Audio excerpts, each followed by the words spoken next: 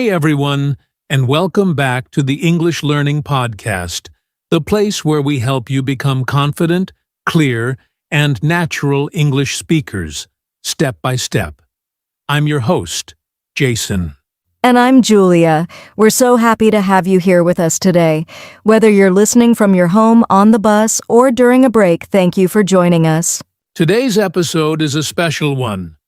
We're going to talk about something very exciting, how I learned English in just 4 months. That's right, 4 months. Now you might be thinking, is that even possible? Well, the truth is, yes, it is, but it takes the right mindset, strong motivation, and daily habits that actually work. Exactly. In this episode, I'll be sharing my personal journey from struggling with basic words to finally being able to speak and understand English confidently. And Julia will jump in with tips and thoughts along the way to help you apply this to your own journey. We'll break it all down for you, what worked, what didn't, and how you can do it too. And don't worry, this is not going to be full of complicated grammar. We'll keep it simple, clear, and super helpful. So if you're just starting to learn English or you've been learning for a while but feel stuck, stay with us. We promise this will be full of real talk, real tips, and some good motivation to help you keep going. Let's dive into the first part of the journey where it all started. Jason, take us back. What made you want to learn English in the first place? All right, let's go back to the very beginning. Before I started learning English, I always felt like something was missing. I couldn't understand English movies. I was afraid to speak in public. And I missed many opportunities just because I didn't know the language. Yeah, and I think many of our listeners can relate to that. That feeling of being left out or shy to speak up just because your English isn't strong yet. Exactly. For me, the big turning point came when I missed a job opportunity. The company liked my experience, but the interview was in English, and I couldn't speak well at all. I felt so embarrassed. That day, I made a decision: I will learn English, no matter what. Wow, that's powerful. So your reason was clear: you wanted to grow, connect, and open new doors. Yes. I also wanted to talk to people from different countries, understand motivational videos, travel with confidence. And honestly, I wanted to feel proud of myself. English felt like a key, and I was tired of standing behind a locked door. I love that image, the key and the locked door. It's true. English connects you to the world. It's not just about grammar or tests, it's about freedom, confidence, and communication. Exactly. So for anyone listening, ask yourself why you want to learn English. Is it for school, work, travel, or just to feel more confident? Because once you know your why, everything else becomes easier. Motivation gets stronger. You stop giving up so easily. That's right. My why kept me going, even when things got hard. And trust me, it wasn't always smooth. But we'll get to that in a minute. We sure will. But before we talk about the challenges, take a moment and ask yourself, why do I want to learn English? Think about it. Write it down. It could be the most important step you take today. So, after I decided to learn English, I was super motivated. I thought, yes, I'm going to do this. But the beginning was really hard. Oh yes, I've been there too. Everyone feels excited at first, then boom, you meet grammar, strange pronunciation, and 10 different meanings for one word. Exactly. I remember I tried to say beach one day, and I pronounced it so wrong that my friends started laughing. I felt embarrassed and didn't want to speak again for a week. That happens a lot. Mistakes are part of learning, but in the beginning they can make you feel small. And for many people, the fear of making mistakes becomes their biggest enemy. Yes, fear was my first challenge. I was afraid to speak. I was afraid of being judged. I didn't even want to say hello to a stranger in English. And then there was vocabulary. I kept forgetting words. I would learn them today, and by tomorrow, gone. That's totally normal. Your brain needs time. It's like planting seeds. You don't see the tree the next day. You have to water it daily. Great point, Julia. Another thing? Listening. Oh my goodness. I watched movies and I couldn't understand anything. People spoke so fast. I felt like, will I ever get this? It's overwhelming at first. And the worst part is, sometimes you compare yourself to others. Why is he better than me? Why does she speak so easily?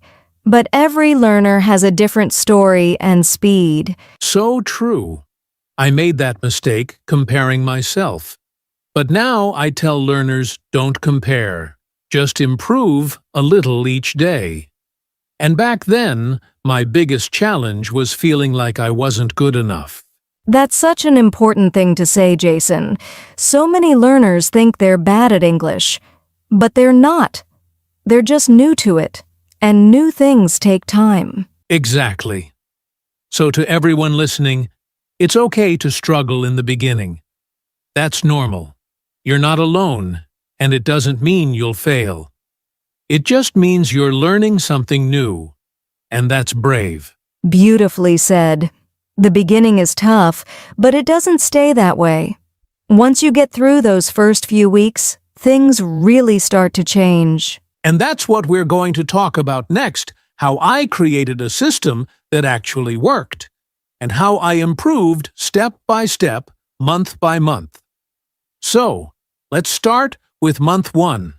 My main goal was simple surround myself with English every single day. You mean total immersion, right? Exactly. I changed my phone to English. I started listening to English podcasts every morning. I watched short YouTube videos, even if I didn't understand everything. That's a smart move, because even if you don't catch every word, your brain starts getting used to the rhythm, the sound, the structure. Right. And the second thing I worked on was my mindset. I stopped saying, I'm bad at English.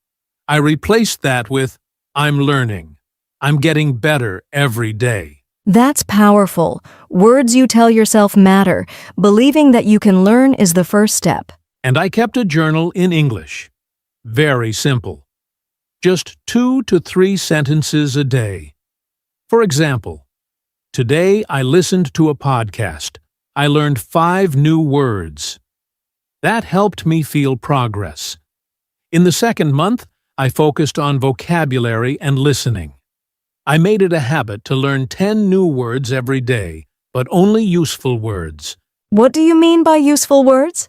Words I actually use in daily life, like go, need, want, buy, talk, important. Not rare or academic words I'd never use in conversation. Smart. And how did you remember them? I used flashcards and short sentences. For example, I need water. I want to go. Repeating those small sentences helped me more than long grammar lessons. And for listening? Podcasts again. But this time, I repeated what I heard.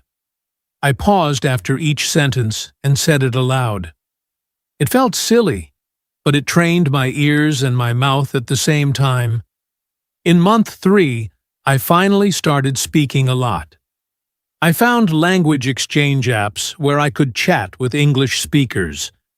I didn't care about mistakes. I just wanted to speak. Yes, speaking is where real growth happens. How did you build confidence? I prepared simple answers to common questions. What's your name? Where are you from? What do you like to do? Then I practiced those answers again and again until they felt natural. That's a great technique. It's like having a toolbox ready when someone talks to you. Exactly. I also spoke to myself. In the mirror, during walks, just talking in English. That built a rhythm. It felt more real. By month 4, I focused on reviewing what I had learned and turning it into real conversations. I wasn't chasing more words, I was using the ones I already knew.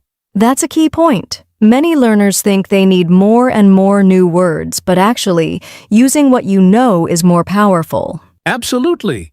I had short conversations with English speakers online, I joined discussion groups, and I even recorded myself talking for 2 minutes every day. Wow, that's commitment. Did you notice a big difference? Yes, I could understand more, speak more fluently, and I didn't freeze when someone talked to me in English. I still made mistakes, but I felt free to express myself. That's the goal, not perfection, but communication. Exactly. And that month gave me the most confidence. I felt like, yes, I can speak English now. Jason, you made great progress in just 4 months, but let's be honest, it didn't happen by accident. You built some strong habits, right? Oh, absolutely. Daily habits were the real secret. Without them, I don't think I would have improved that fast. Let me share a few that really worked for me. Please do. Our listeners are probably wondering, what did he do every day that made such a big difference? The first habit was listening to English every single morning, even before breakfast. I played short English podcasts or YouTube videos while brushing my teeth or making coffee. It became part of my routine. That's smart. It's like waking your brain up in English mode first thing in the day. Exactly. And it didn't have to be long, even just 10 minutes of input helped. The key was doing it every day. Consistency over intensity. Got it. What else? I also had a word of the day habit. Every day I picked one new word and used it at least 3 times in writing, in speaking, or just thinking with it. I love that. 1 word a day sounds small, but if you really use it, it sticks. It really worked. Another habit? Speaking to myself. I know it sounds weird, but I used to describe what I was doing. Now I'm walking to the market. I need to buy milk. Oh, I forgot my wallet. It felt silly at first, but it trained me to think in English. That's genius. It's like practicing in real life without waiting for someone to talk to you. Exactly. And finally, I kept a daily English journal. Just 3 to 4 sentences every evening about my day. Simple grammar, simple words, but powerful for progress. So you were listening, speaking, writing, and thinking in English every day? Yes, not for hours, just small pieces throughout the day. But those small pieces added up. That's how I improved so fast. That's so helpful. Daily habits don't have to be hard, they just need to be consistent and intentional. Exactly. Small steps, big results. Jason, we've talked about your daily habits and strategies, but I'm curious, what tools or resources did you actually use? Any apps, websites, or materials? Oh, yes. I didn't use anything expensive or complicated. Just a few free or low-cost tools that made a big difference. Awesome. Let's start with your favorite. Sure. My favorite app was Duolingo for basic vocabulary and grammar.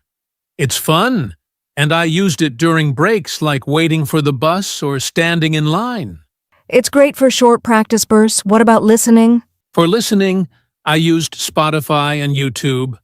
On Spotify, I listened to English learning podcasts, especially ones for beginners. And on YouTube, I followed channels that explain English in simple ways. That's a gold mine. Any recommendations? Yes, I liked English Class 101 and Speak English with Mr. Duncan. They speak slowly and clearly, perfect for beginners. And for speaking? I used an app called Hello Talk. It connects you with native English speakers who want to learn your language. You can chat by text, voice message, or even voice call. That's a great way to practice real conversations. Exactly. And for writing, I used Google Docs and Grammarly to write and check my sentences. It helped me learn from my mistakes. So, it's really about choosing the right tools and using them daily. Yes, you don't need 100 apps. Just 3 to 4 good ones you use regularly. That's enough. Jason, your progress is inspiring, but I bet it wasn't perfect. Everyone makes mistakes when learning a new language. What were some of yours? Oh, definitely. I made a lot of mistakes, but each one taught me something important. Let me share a few of them. Please do. Our listeners will learn a lot from what didn't work too. One big mistake I made in the beginning was focusing too much on grammar. I spent hours trying to understand tenses past perfect, future continuous instead of just learning how to speak naturally.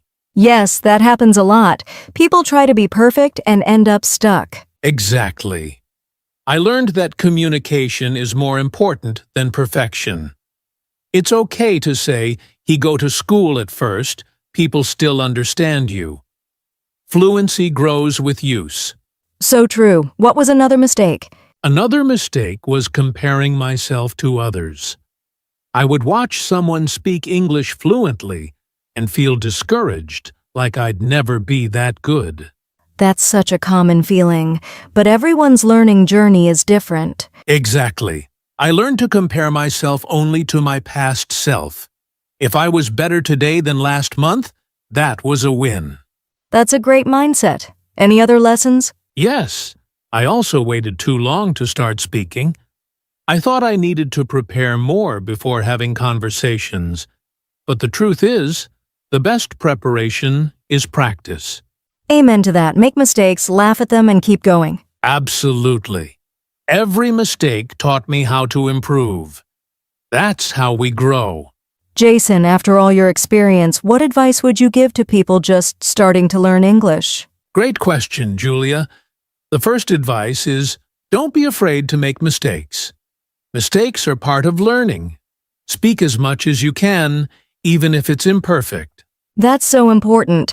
Confidence grows when you speak, not when you stay silent. Exactly. Also, focus on daily small steps. Even 10 minutes a day makes a difference if you do it consistently. Consistency beats intensity. Got it. And lastly, surround yourself with English. Listen, read, speak, and write a little every day. Make English part of your life, not just a subject. Perfect advice. Learning English is a journey, not a race. Yes, enjoy the journey and keep going. Jason, this has been such an inspiring conversation. Before we wrap up, do you have any final thoughts for our listeners? Thank you, Julia. I just want to say, if I can learn English in 4 months, you can too. The key is to believe in yourself and take it step by step. Absolutely. And remember, it's okay to have ups and downs. What matters is that you keep moving forward. Exactly. Keep your goals clear, stay consistent with your practice, and don't give up even when it feels hard. And for our listeners, if you found this episode helpful, don't forget to like, subscribe, and share it with your friends who want to learn English too. Yes. Also, leave a comment and tell us what part of this episode helped you the most. We love hearing from you. And if you want more tips and conversations to improve your English, check out our playlist, English Learning Podcast, right here on our channel. Thanks for listening, everyone. Keep practicing, stay motivated, and see you next time.